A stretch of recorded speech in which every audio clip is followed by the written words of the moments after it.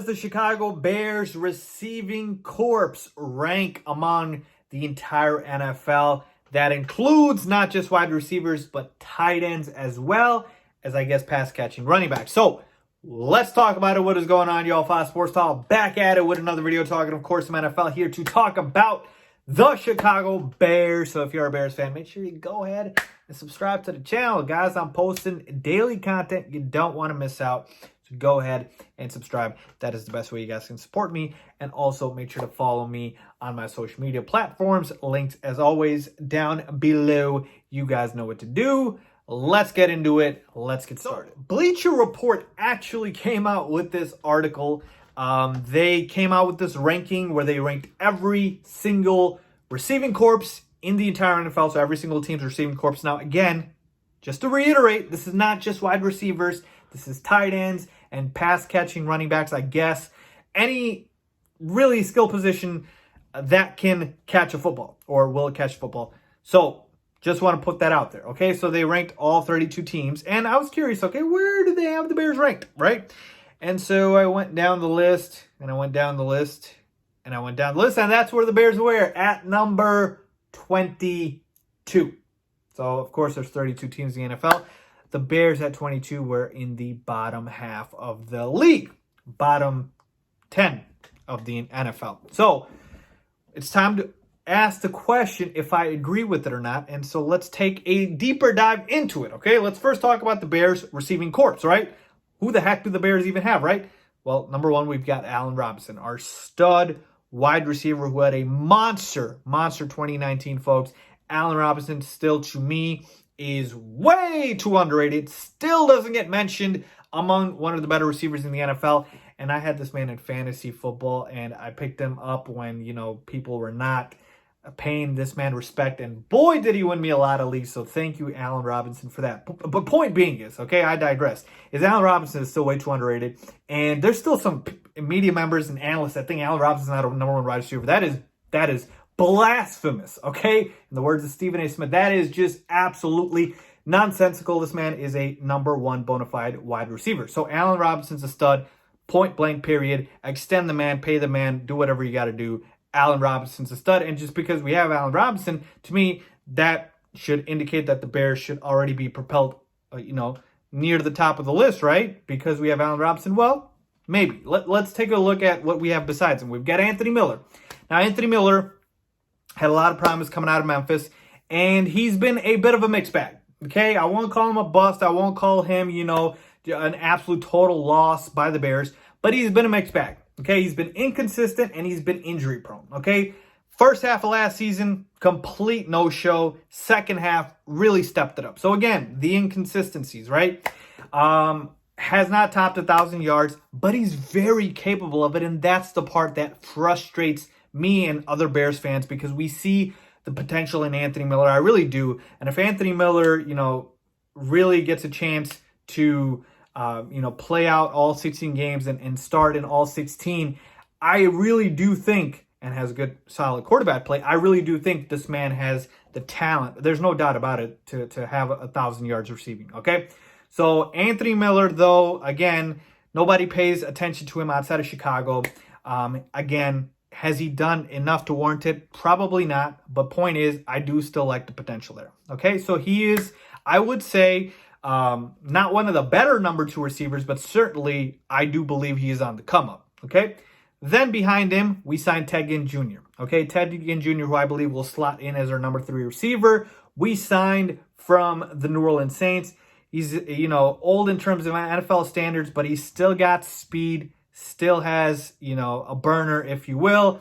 And, obviously he's not going to, lead your team in receiving yards or anything like that, but he can still get behind the defense and take the top off of defense every once in a while. So Ted Ginn Jr. still has the speed. And then we drafted another guy who is also a speed receiver, in Darnell Mooney, in this past NFL draft. And to me, he's also got a lot of promise. So we're talking about, Ted Ginn, and then the potential of a guy to turn into Ted Ginn Jr., okay? So Darnell Mooney is that speedy receiver. And so, again, he's a rookie. Obviously, he's not going to get as much respect either. He hasn't really played or anything, but I really, really like his potential and promise. And then so we've got him. And then we've got Riley Ridley, okay, who drafted a few years ago.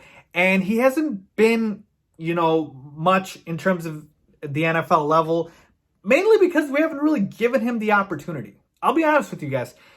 A lot of people want to just write off Riley Ridley as a bust, and that's, to me, an easy cop-out. But I don't believe he's been given a fair shot. I still believe he is very talented. Now, for those of you who don't know, he is the brother of Calvin Ridley. So, yes, good bloodlines and good genes, right? So, Calvin Ridley, I believe, is a very good receiver. And I think Riley Ridley has that same potential. But, again, he does not get playing time. And he got a little bit of it at the back end of last season, but not enough. But again, to me, hasn't shown much in terms of production, but that's, to me, a result of the lack of playing time. But I do like his promise. And then finally, you got Juwan Wims, okay, who is another guy that got a little bit of playing time at the end of last season due to injuries. So, you like the promise there, big-bodied receiver. But again, he is lower on the depth chart. Certainly does have some talent, but again, lower on the depth chart. So that's the receiving core, right? That is the receiving core for the Bears. And then we take a look at the tight end group, and the Bears signed Jimmy Graham. Now, I was not a fan of the signing. We know that Jimmy Graham is washed up at this point. Wasn't that productive with the Packers. And the New Orleans Jimmy Graham is long gone. If we have New Orleans Jimmy Graham, the Bears are, probably at the top of this list, okay? But we don't. We have old and washed up Jimmy Graham. But, because there's always a but, there's two things about Jimmy Graham that are still valuable, which is he's still durable, does not miss games, knock on wood.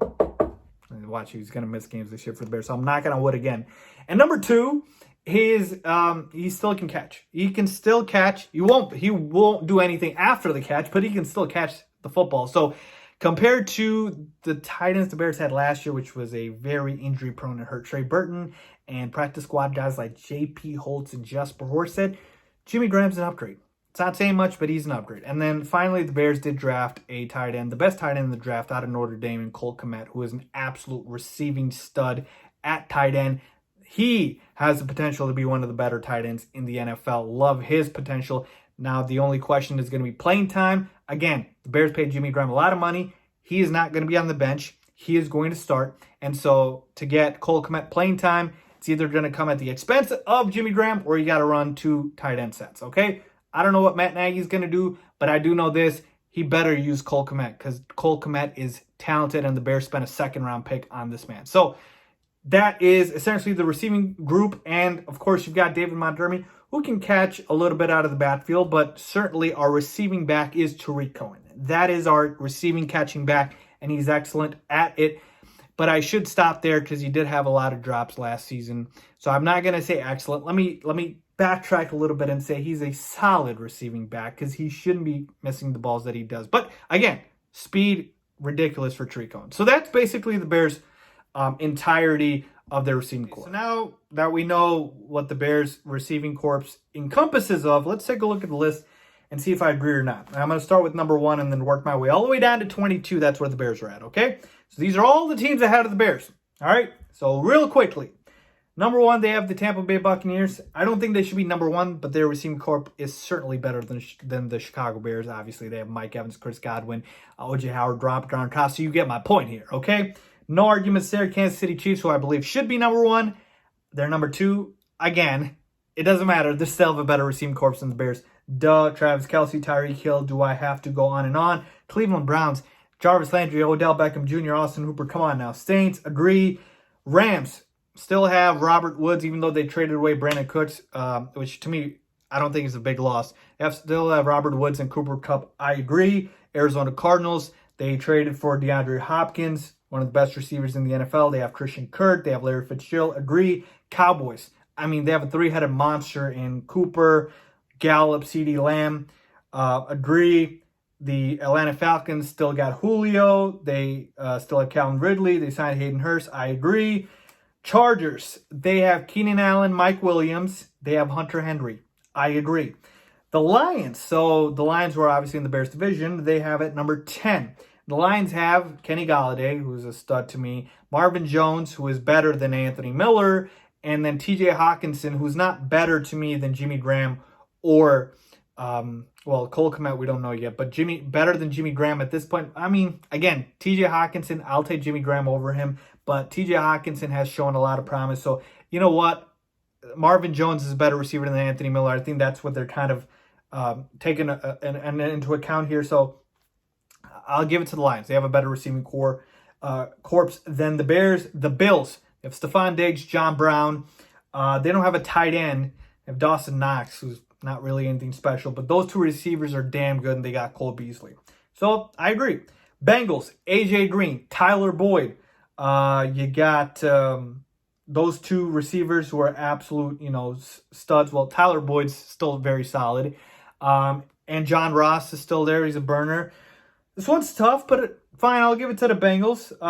The Steelers, they have Juju Smith-Schuster, Deontay Johnson. They signed Eric Ebron. I don't think this is a runaway, but okay, fine. I can give it to the Steelers. The Raiders, they have Tyrell Williams. They have Darren Waller, who's a very underrated tight end. I don't like the receivers they signed in Nelson Aguilar, but they did draft Henry Ruggs. So, fine. I guess I could do it. Seahawks, Tyler Lockett, DK Metcalf, and Greg Olsen. That's a decent receiving corps. Fine. I'll give it to them. The Eagles, who have Alshon Jeffrey, Deshaun Jackson. They drafted Jalen Reagor. They have Zach Ertz. If that's fine, I'll give it to the Eagles as well. Now, at number 17, you've got the Houston Texans. They have Brandon Cooks, who, to me, is a concussion away from retiring. Seriously, folks. Go look at his concussion history. Randall Cobb, who is washed up at this point, and Will Fuller, who can't stay healthy. And as far as tight end, they have Darren Fells. I don't believe the Texans' receiving corps is better than the Bears. Now, if they had DeAndre Hopkins, I would disagree. But with their current state, I don't agree. So I would actually put the Bears above the Texans. Okay, that's one team. The 49ers, they have number 18. 49ers obviously have their stud tight end in George Kittle. They have Deebo Samuel, but they lost Emmanuel Sanders. And other than that, I mean, is George Kittle alone going to be enough? I mean, Deebo Samuel is good. But again, to me, I would argue that one. Then we got the Giants at number 19. They have Sterling Shepard. They have Evan Ingram. They have Golden Tate, which are all solid. But again, Allen Robinson's better than all three of them. Evan Ingram's better than Jimmy Graham. But what if Cole Kmet turns out to be better than Evan Ingram? Again, just saying. So I could argue the Giants. Then at 20, they have the Jacksonville Jaguars. This one I completely disagree with. Who the heck do the Jaguars have? They have DJ Chark, who's decent, nothing special. Dede Westbrook. They have Keelan Cole, Chris Conley. I mean, these guys aren't very good. They're certainly not, anything to write home about, and they don't have a tight end. Okay, I mean, I think they signed Tyler Eifert, but again, he's always hurt.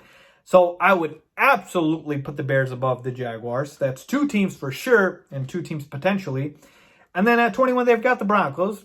I don't disagree with this one. They've got Cortland Sutton. They drafted Jerry Jeudy. They have Noah Fant. I like the receiving core in Denver. And then, of course, at number 22, you've got the Bears. Okay? And just for your guys' information behind the Bears, they have the Colts, the Vikings, the Panthers, the Ravens, Titans, Packers, Dolphins, Patriots, Jets, and the Redskins last. So don't really disagree with anyone. I guess if Vikings fans want to say that the Bears, they have a better receiving core than the Bears, maybe they can make that argument, but I would disagree. But like I said, yeah, so the Bears are at 22.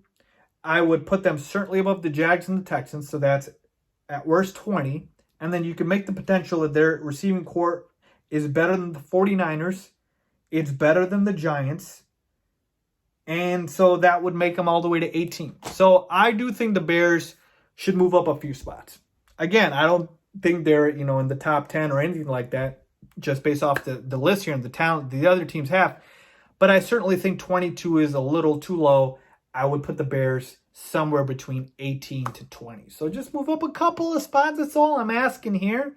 If the Bears had if Anthony Miller was a little better, and if Jimmy Graham was New Orleans Jimmy Graham, the Bears would be top 10. But again, that is not the case. So let me know what you guys think.